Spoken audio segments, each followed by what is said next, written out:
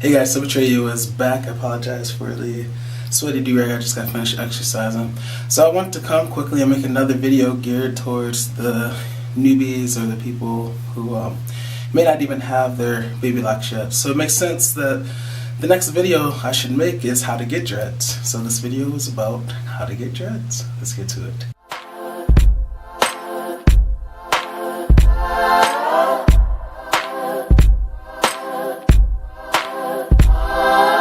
Alright, so there are many different ways that you can go about starting your locks or starting your dreadlock journey. First, I would say it's good to figure out what size locks you want. Okay, so figure out like if you want small locks, like micro locks, if you want medium size locks, if you just want regular small locks, if you want large locks. Things that may play into this decision is if you plan on maintaining your own hair. If you want to do your own retwist, you may say, okay, I prefer to have 50 locks on my head rather than 200 since I'm going to be maintaining it myself. Or, if you want like a fuller look, some people may have smaller locks. Those type of things factor into or can factor into the decision. So figure out what size locks you want. The next thing, which is kind of directly linked to the size of the locks, is you're going to have to figure out what size you want your parts to be, which will affect the size of your locks. But it's not always just that straightforward. You have to actually assess your hair or have someone else assess it and tell you, if you don't know for yourself, whether or not you actually have a lot of strands of hair. If you have a lot of strands of hair, then your parts will not need to be as big because you have a lot of hair coming, feeding into each part, and so your locks will be naturally bigger. People who have fewer strands of hair, their parts may actually need to be bigger than expected because they don't have as many hairs in those parts to make the size lock that they want. So make sure you're aware of whether or not you have a lot of strands of hair or not, because that will also determine the size of your lock. Okay, so 1, figure out what size locks you want. 2, figure out what size parts you need that will determine and will get you that resulting size lock that you want.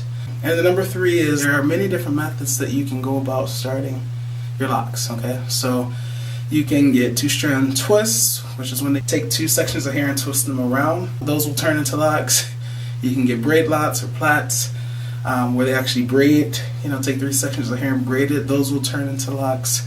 You can get comb coil, which is what my mom did. So she took the comb, took a section of hair, took the comb, used some sort of gel, and then twisted the hair like that and pulled, and it left these cylindrical coils. Those will turn into locks. You can do interlocking. For people that have wavy or looser texture hair who are really concerned about the sheer amount of time that's going to take for their hair to lock, you can also use a back combing method. So kind of starting with just, straight up strands of hair and back combing them. And that kind of creates this tangled effect. And then those will kind of more naturally lock up with time. I mean, there are many different methods that you can go about to start your actual dreadlocks. So it's just going to be all about what you want, and I advise you to do your research, check out the different methods, check out the prices for the different methods if you're not doing it yourself, or if you're not having someone who will hook you up and do it. That may factor into your decision. But the point is, you have options, you have choices, and that's always a good thing. Better to have options than to have no options. So do your research, make a decision, and get started. Please learn to love unconditionally, because loving with conditions the heart to not really love at all. Symmetry U is out. P.S. I forgot to mention, make sure you also figure out what style you really want. So what I mean is, some people get these, the front sides kind of cut, right? They get them tapered. Some people get an undercut in the back. Some people get a full hawk and cut all this off. Those are all sweet styles. I will be the first to admit they look so sweet.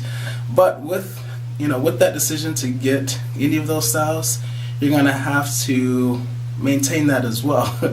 So you're going to have to get that cut. And if you don't cut your own hair, then you're going to have to go to someone else to cut it. If you don't retwist your hair or interlock your hair, then you're going to have to go to someone else to do that too. So most likely, if you're not maintaining your own hair, then you're going to have to go to 2 different people to, get that look. So let that also factor into your decision. And initially, you're not going to have like these long locks to cover up those areas, So maybe, people, vets who are in the game, they can just let their locks down if they don't have time to go get it cut or whatever and cover it up. But you don't have the luxury because you're just starting out. So just think about that. Try to have foresight when you make this decision and figure out what you really want. All right, that's it.